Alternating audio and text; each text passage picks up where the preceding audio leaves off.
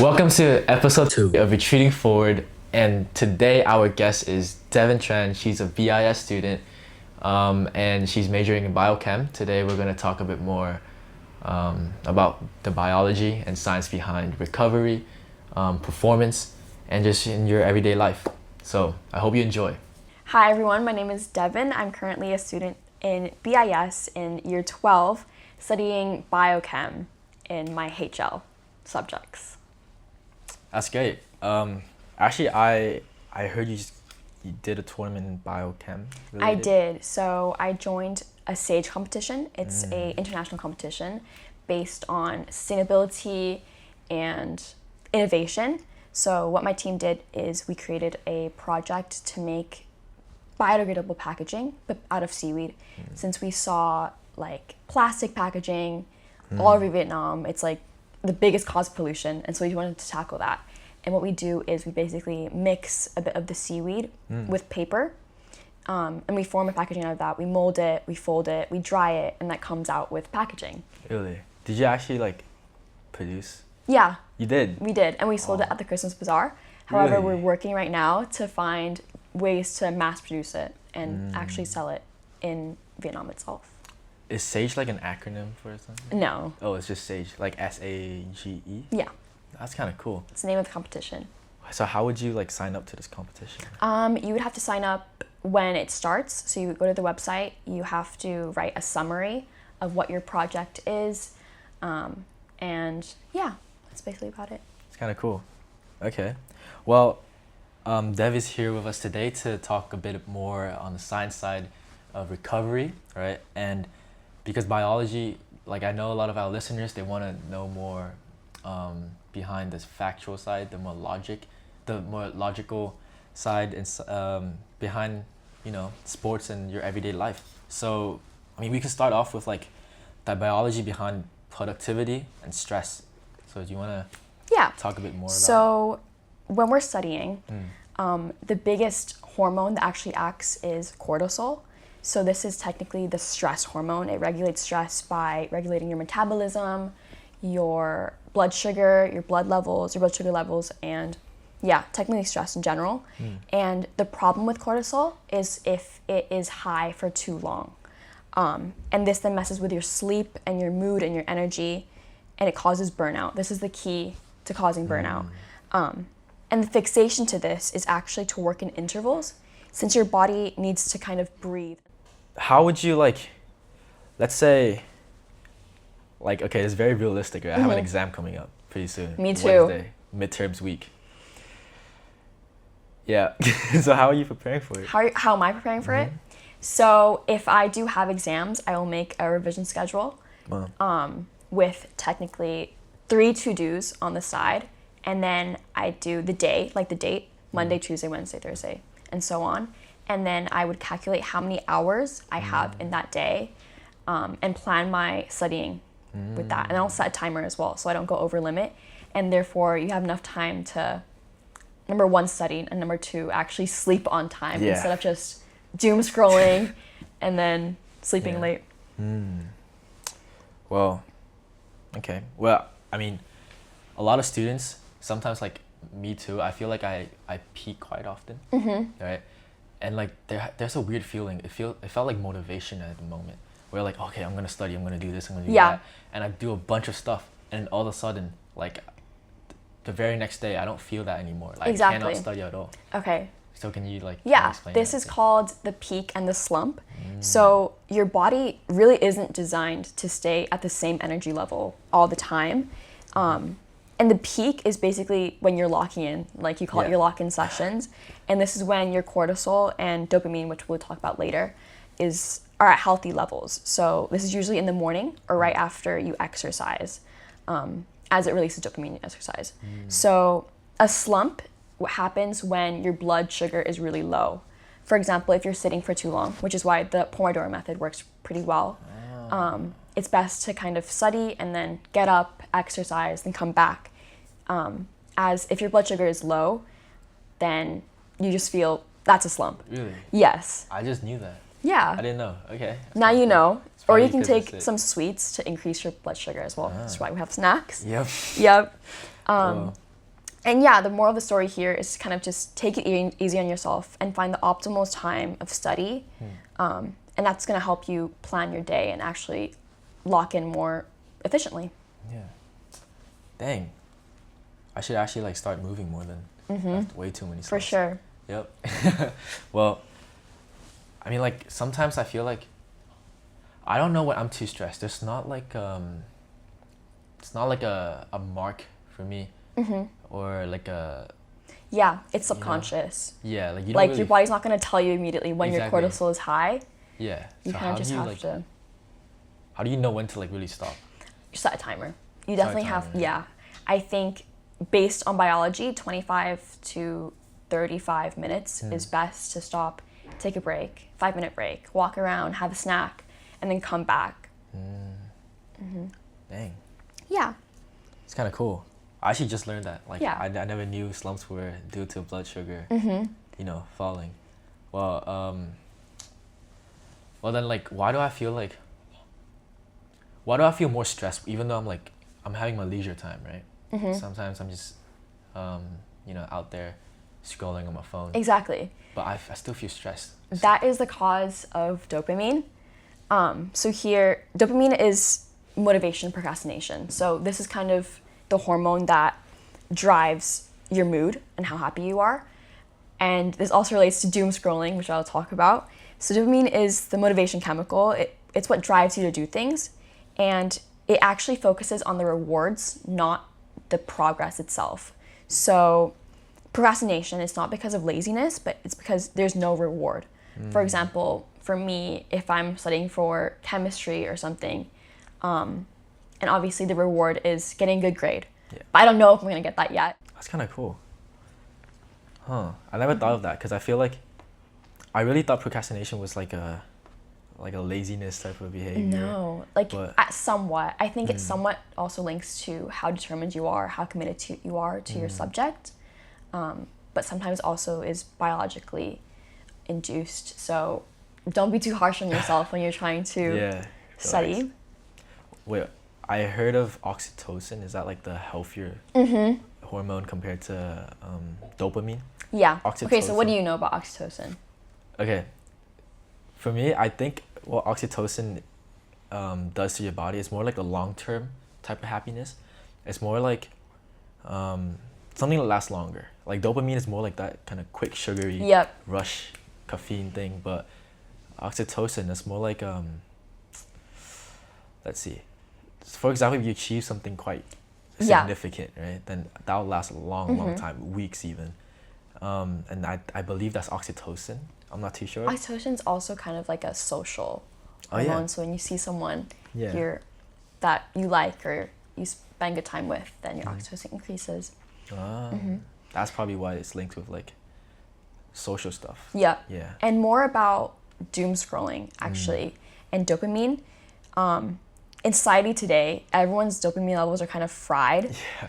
I don't know if you know this or it happens to you, but this basically happens because you scroll and that gives you kind of an unnatural amount of dopamine every single time you scroll and you see something that you like. And the brain isn't used to this, obviously. It's used to like normal doses of dopamine. But if the brain gets too much, basically it gets desensitized to it. So it doesn't react the same. It doesn't make you feel the same. And therefore you're not enjoying life as much as before. And you don't have as much pleasure in your life. And you're not as happy when you actually see something. Yeah, you might not even enjoy your hobbies anymore. I think I kind of relate that to like, I mean, I don't really like sweets too much, but I kind of did a bit of research behind why sugar and like people, they're so like addicted to sugar. And I think it's probably because humans, like, we weren't made to consume this much sugar. Exactly. Right? Like, look at the caveman days. No one's gonna like chew on a cube of, sugar. So, and they're built for that. They're not used to this, but because it's we were made to enjoy sugar because we need sugar to live. For sure. And because of that, like natural craving of sugar, and with this like the easy access of sugar that we have right out of our fridge, then Exactly. like I feel like we just keep We need feeding to ourselves. indulge into Yeah, it. exactly. I think that goes to the same with like, like dopamine and all of that, which is kind of interesting. Yeah. For sure. And you have too much of it, and so your expectations increase, and therefore you're not happy with anything else. Yeah. Well, that's kind of cool. So if you guys are unhappy, just turn off your phones. Go out to nature. Go Socialize. For a walk. Exactly. Go talk to your friends, family. I really enjoy this from like traditional Asian families. Actually, like, how when you eat food, like because I live in an Asian household, so what we do when we have dinner is we eat together, and the food, they're not like like separate meals. Yeah, they're not separate meals. Yeah, they're more they're like all shared. They're all shared, so we just all like share the same meal, and all of that. So I believe that's kind of cool. It's very sweet, and it's kind of like how people prioritize you over themselves. Like they'll get food for you first. Yeah. And then they'll go to themselves. It's so sweet. Yeah, I like that a lot, and I think that increases your oxytocin. Yes. Yes, the healthy dopamine. Okay. Oh, attention span. Attention span? That's crazy. Like, especially these days. You don't know how hard it is for me to get started, like, reading. Like, when I first started to read, it's so hard for me to really read. And, like, I mean, you can tell me a bit about that. Yeah. Sure. Of course. Like, when I'm studying, for example, biology or something, I get distracted so easily. I see a notification on Instagram. It's, like, automatic. I have to open the message, and then I have to scroll for a little bit until I get back on task. And again, this is due to a dopamine kind of deficit, which is when people struggle to find joy in doing the natural things that humans were made to do, because basically the algorithm on Instagram, TikTok, Snapchat, it's designed to capture your attention and keep it for long periods of time. And this then causes, again, the unnatural sense in your brain to achieve that standard of dopamine. And this leads to even more scrolling to reach the high standard that you're setting yourself. So the more you scroll, the higher standard you're putting onto yourself every single day. That's crazy. Like, okay, your attention span, you feel it like when you're studying, I felt right? it decrease. Okay. But then after learning about this, I have to kind of cut back. I have to remind myself that this isn't really the most efficient way to do things. I'll be honest, I realized my attention span decreased a lot after going to the movies to watch Zootopia. Zootopia, the new movie. Oh my god, I only watched like half of it, I think. What? Because I'm not that bad. Like, I fell asleep, I'll be honest. Okay, maybe you're just tired. It was like 9 p.m. Okay, that's valid. Yeah, but if you can't focus on a movie, then something is definitely wrong. Yeah. But I enjoy books. I don't know. I can actually sit down and read for like hours. But maybe you're actually like really interested and committed. Yeah, it's probably because of that too. But like, attention span is so important, especially when you're in class. Definitely. Like, I'm an 11th grader. You're year 12. Year 12, which is the same. Yep. And so you're first year IB. I'm taking 3 APs this year. I'm an AP student. And something about AP is it goes so quickly. Like, the lessons, the slideshows, the units, they just like zoom right past you. And the next thing you know is your unit test, like next class or whatever, right? And you need to focus like every single class. Amount. And with people with like shorter attention span, I don't think like it's really hard to really focus. Exactly. Yeah. IB too. It moves very fast. If I were to skip a day because I'm sick, I'd be spending like 5 days catching up with the work. But IB, it goes deep too, no? It goes very deep. Yes. Yeah. So it's also hard. It's fast, and it's also like you need to really focus and listen, think about it. Especially that's two rough. Of my higher level subjects are STEM. So not great. Luckily, I have experience in doing AP Bio last year, and then this year AP Chem, right? Yeah. Well, okay. So the reason why I started reading is not because of. At first, I didn't really care what the books were talking about. I just wanted to train my attention span. Right. I was devastated. I was really like upset and disappointed that in AP Bio last year I could not focus at all. right? I was Now you just- know why. Yep. Now I know why. But last year I was just sitting with my friend. Even though after semester 1 we stopped sitting next to each other because we really gotta focus, and then I still can't focus. Like my mind was just running through different things, and whatever the teacher was saying is going through one ear and going out the other.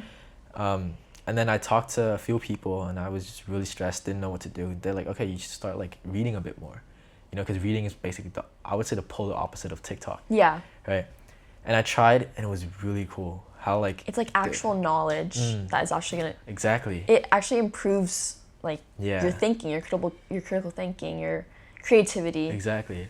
And it gives you so much perspective through everything. I mean, we would talk a bit more on like books. You have a few recommendations Yes, I you want to do. share. But yeah, like for sure, if you want to like something to really fix your attention span, the easy way out, watch a really long movie. Like something that you don't enjoy too much, something that is kind of mid, I would say. Like yeah, you don't enjoy the movie too much, but it's okay. It's and then like sit there throughout the whole movie. That's the easy way, I would say. But the better way, or like the best way possible for me, is probably reading. Like start picking up a book and try to really read. Yeah. So, yeah. My experience with reading is actually not great. Yeah. I tried multiple times, but all the books I've been reading are just really uninteresting. And that kind of made me lose focus and drop the idea of reading completely. So I want to emphasize how important it is to actually find a book that you're interested in. Yeah. Don't be afraid to stop reading. Yeah. Like people, what school trains you to do, you start a book, you finish that book. You don't have to do you don't that. have to. You don't like it, just drop it. I just learned that recently. I tried to force myself through a book which I really did not like, but like it didn't do me anything. Like it didn't do me no good. So I just dropped that book, hopped onto the next book. So it's pretty good. Well, okay, we can take a quick break right now, and we will go back to discussing a bit more on exercise, the importance of exercise, and Yeah, which is know. more linked to your overall goal of retreating forward. yes.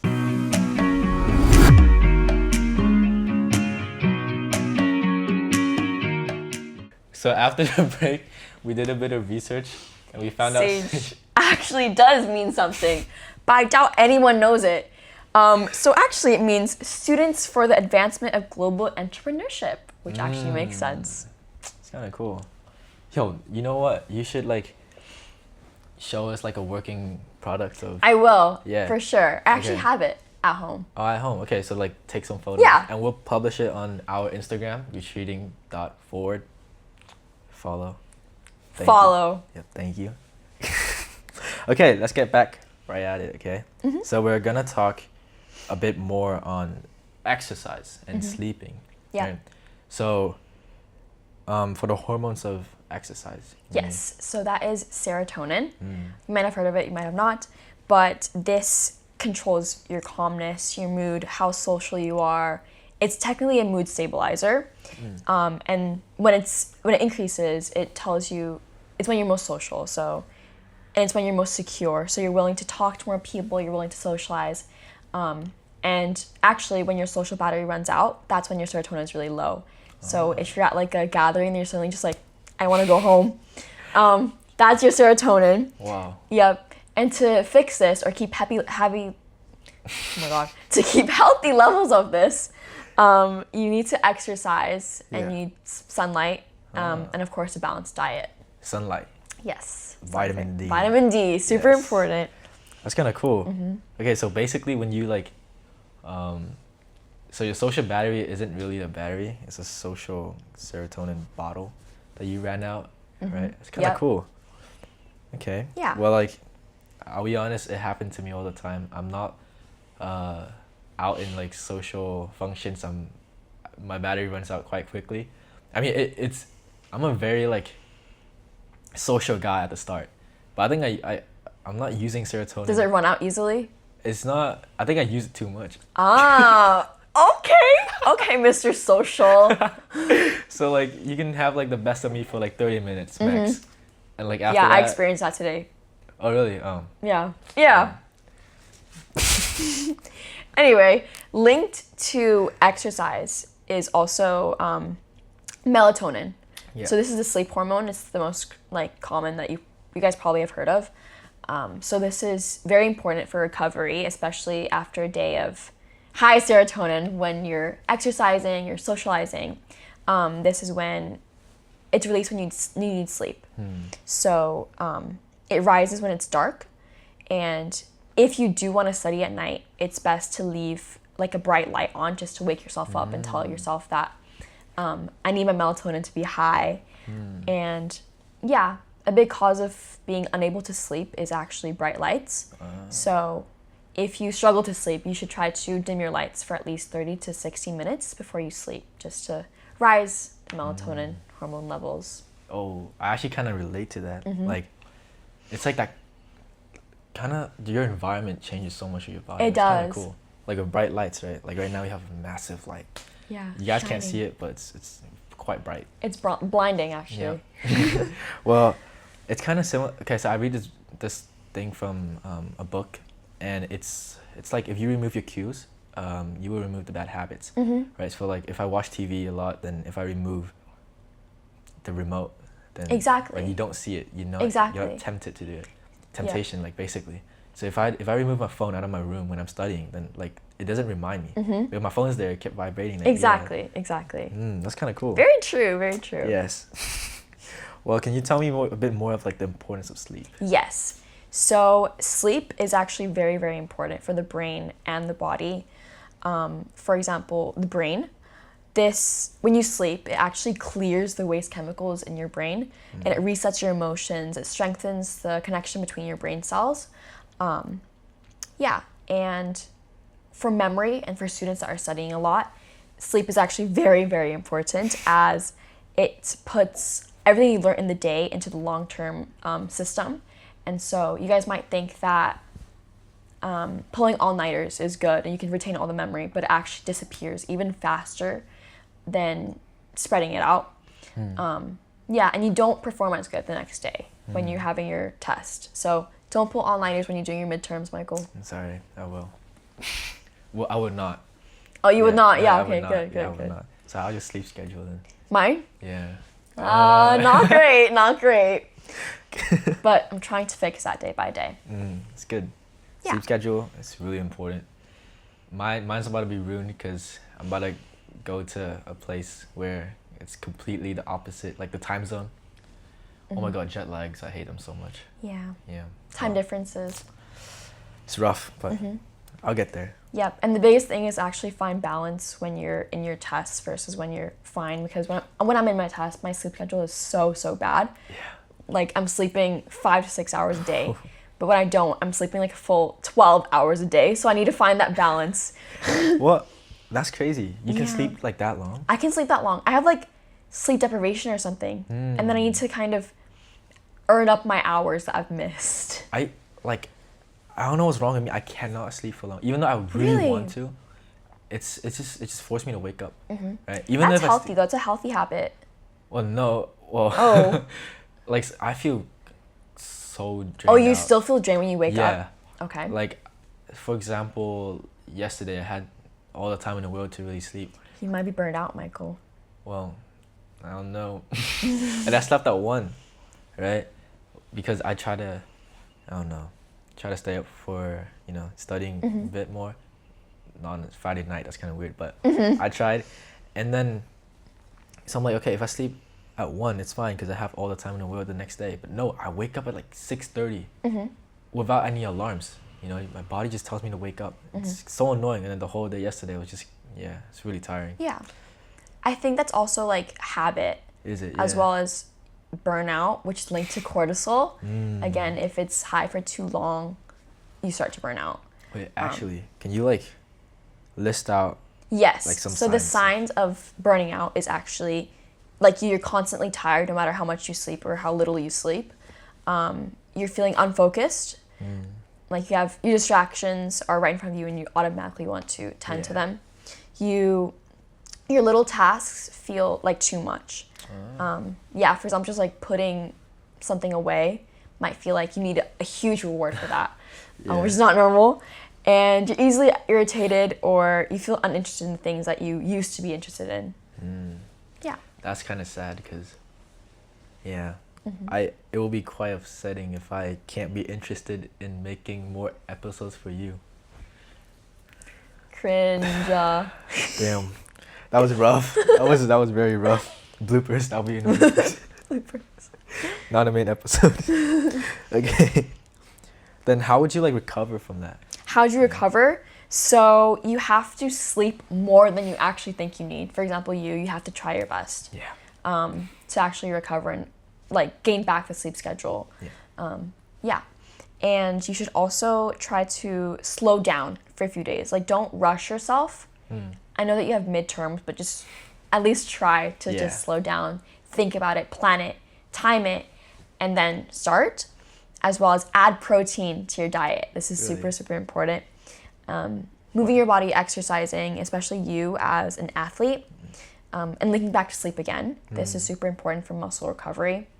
As for athletes like Michael, sleep is especially important during sleep because the growth hormone is peak at night. It repairs muscle fibers because when you're exercising, your muscles actually tear. And by adding protein to your diet, and protein are made of amino acids. Yeah. So the amino acids are literally rebuilding your muscles. And that's what makes you your muscles increase in size. That would also like, I believe it also like helps you with okay, never mind. Take that out. Well, yeah, my sleep schedule, it has changed a lot. Before CSAC golf, by the time you're watching this, it's probably been months since CSAC golf. But for me right now, it's been 3 weeks since CSAC golf. And if you don't know, CSAC is basically like a tournament that we host in Southeast Asia. This year they hosted at Indonesia. So the whole team, the varsity golf team at our school, we flew there and we played. And we have to wake up at 4 a.m. every day. All right, be down. Moment of Get silence ready. for the 4 a.m. Wow. Well, be downstairs from the hotel lobby at like 5:15, 5:30 the latest. And I believe that's still not enough time to really warm up and practice, because we tee off at 6:30 and we have an hour to warm up and eat at the same time, which, you know, if you're a golfer, then you know that's not enough time. So then that really forced me to sleep really early, right? It was really rough on the first day because I was, like you said, it's habits, right? My habit was to sleep like really late. Yeah. I usually sleep like 12, but like sleeping at 12, waking up at 4, obviously the first day practice round did not play so well. But then I was lucky, I adapted quickly and I slept at like 9 next day. It was really exhausting. So it's pretty good. Yeah. Yeah, and now I'm just stuck with this baby's like sleep schedule. Sleeping at like getting tired like 9 p.m. already. You should enjoy it while it lasts. Well, not in midterms. Yep. Yeah. I woke up at 5:30 today to go for a run. Awesome. Not the best experience I've had. Waking up early is very, very hard. But once you put up a good habit, it becomes very nourishing and refreshing. But why today? Why did you pick today to go for a run? I don't know. I just felt like it. Ah. Yeah, maybe my dopamine levels were high. Or maybe your serotonin levels. Yeah. Ooh, social battery, you need to recharge it. See, I'm learning. You're Okay. learning. Well, let's hop right on to nutrition. Yep. Because we were talking a bit about protein and stuff like that. So can you like introduce us to a bit Yes. more? So first, I want to talk about your blood sugar, which links to crashing. Yeah. So for example, when you're eating carbs or things high in sugar, this makes your blood sugar or your blood sugar levels rise. And then if it's too much of a rise too quickly, too rapidly, insulin also is released quite quickly as well to bring it down. Okay, so what I learned from AP Bio last year, shout out Dr. Adelantado. Sorry, Dr. A. Is basically, so one of the types of diabetes is your unhealthy eating habits.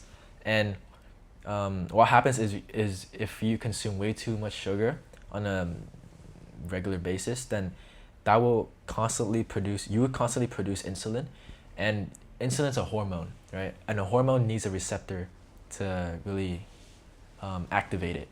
And because the receptor, imagine like you have something that just keeps kind of wearing out the receptors. So if too much insulin being produced like all the time, then those receptors will be worn out.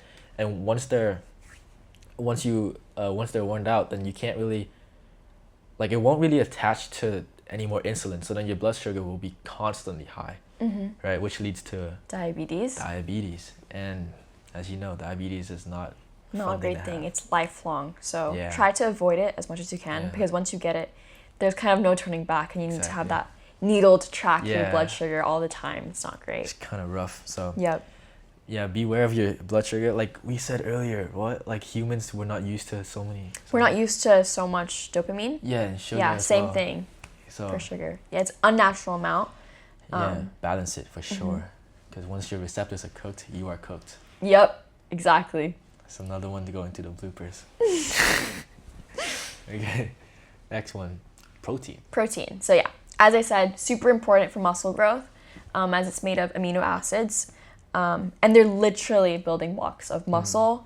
And after training, your muscles have tiny little rips, which the amino acid repairs, and this causes an increase in their size. But also, when you're exercising, hydration is very, very important, which also linked to your brain performance, as your brain is actually 75% water. And if you've learned about animal cells, the brain is an animal cell, the brain cell. When there's not enough water, it actually shrinks in size. So your brain cells are literally shrinking. Yeah, if you're not having enough water. That's crazy. And sleep's also very important as well.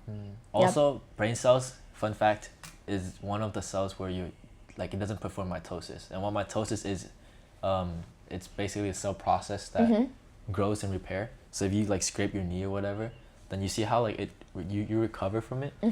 And your brain cells don't do that. Your brain cells don't do that. Yeah, once they're gone, they're fried. Yeah, once they're gone, they're gone. You, like, for example, I have 200 brain cells. That's quite low. Yeah. But let's say I have about 200 brain cells, right? Yeah, and I actually learned this from my biology teacher. Shout out to Miss Fountain. She told me to sleep very early as she saw me completing my ed puzzle at 11:30. So yeah, when your bio teachers tell you to sleep, they're not joking. Exactly. So yeah, once your brain cells are gone, they're gone. So watch out, be careful. All right. Let's talk about habits. Okay, so habits. So how to get into good habits. And this is linked to how to create like a good routine for yourself and your body. And so habits are actually formed in a part of your brain called the basal ganglia. And habits are supported by routines. As routines for your brain, it means less energy, less thinking. Because if you see this signal, then you automatically do the next. You don't have to think about what to do next. So yeah, it's more efficient for your brain, and therefore your brain prefers habits rather than just improvising and adapting. So how do you form habits? You need to firstly set up a routine and offer a reward for yourself, and this automatically triggers something in your brain that makes you kind of repeat the same thing over and over again to keep getting that reward, and that is how a habit is formed. For example, a bad habit would be you see your phone, you open Instagram, and you look at Reels, and Reels like increase your dopamine, so it's constantly like a cycle. So try to avoid that. Do you have any tips for like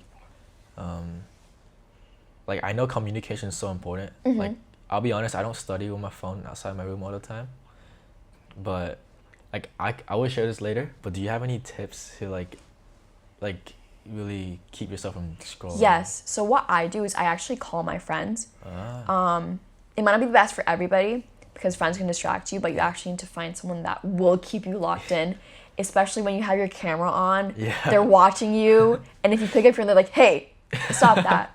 So you guys both meet yourselves, just show but still show your faces, and then lock in. That's my tip. For me, if you know me, then like, I actually moved some of my chats onto iMessage, right? And I did that too. Really? Yeah. Yes. I deleted Instagram and I moved to messages with my friends. That's good. Like I try to do that when I was trying to lock in for AP Bio. What I noticed is whenever I get on Instagram and text my friends, just for a simple moved a lot of people to iMessage. They're annoyed, but I mean, it's good for me, so. Yeah, whatever floats your boat. Yeah, it's good for them too. Yeah, Yeah, so it's quite good influence. it's quite nice. Well, okay, you want to talk a bit about books then? Yeah, sure. Let's go Okay. into books. So let's see my recommendations. So one book that I recommend to Michael that he probably has not read yet is Tuesdays with Maury. So I read this book in my course at Brown University for summer school. I studied developmental psychology, and they gave me this book to read.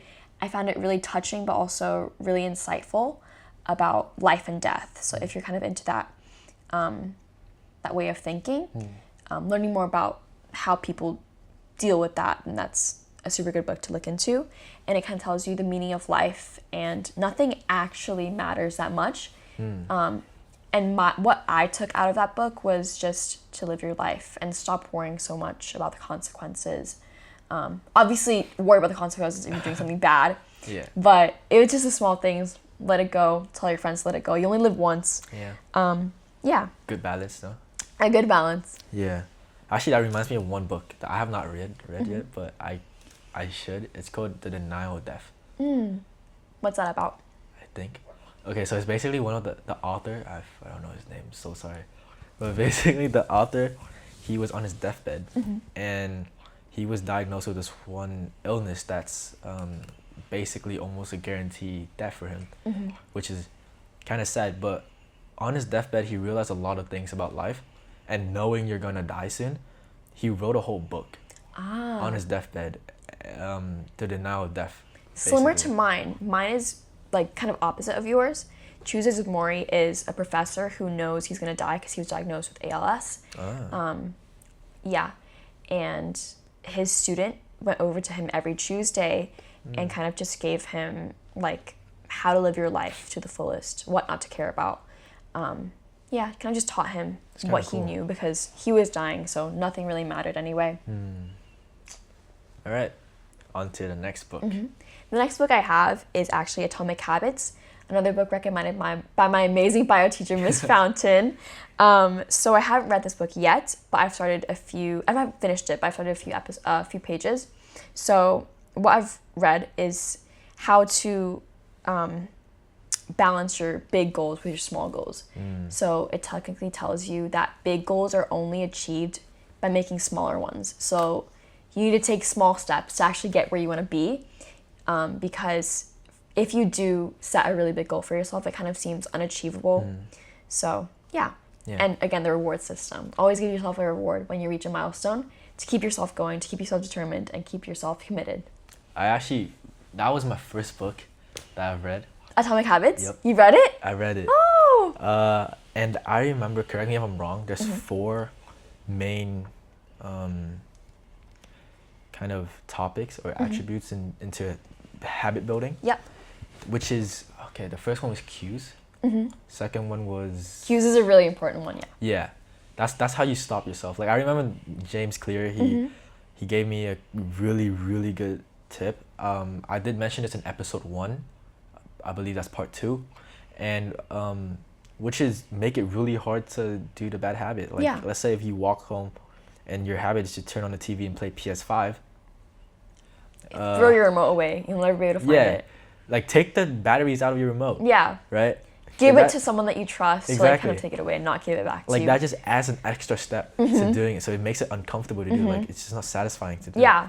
But if that still doesn't work, just like bring your PS5 to a whole different room. You know, like just keep adding layers and obstacles into it, and then your brain will automatically kind of stop you from doing it. But Atomic Habits is a really, really good book if you're starting out to read, because it's literally teaching you how to read. Exactly. Right? Teach you how to commit. Yeah, how to to commit to big something, things, how to yeah. read it. That's kind of cool. Like that was my first book, and I would recommend it to be anybody's first book ever. Yeah. You know?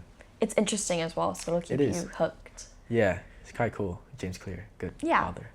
And another book related to biology that I wanted to mention to you, Michael, and the audience as well, is Homo Sapiens. This is actually one of my first books. It's a bit lengthy for a first book, but I found it really, really interesting.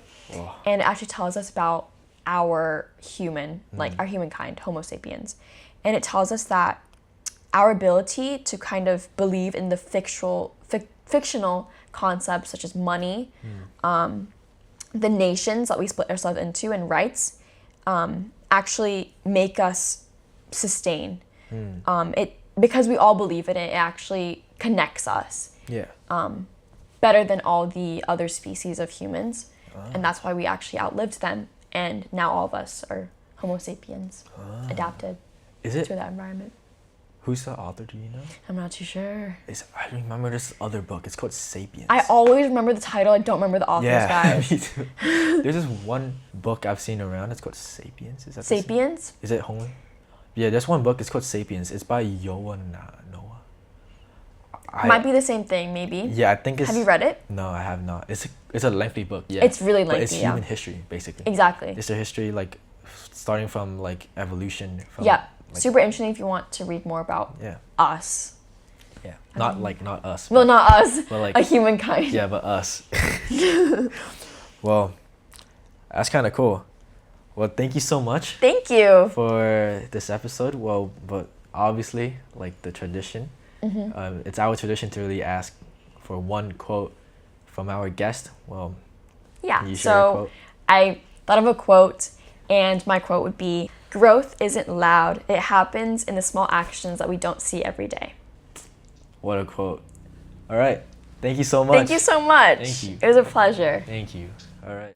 That's it for episode 3. Thank you so much for listening. And thank you, Devon, for giving us crazy insights of different hormones in our body that goes through our daily life, right?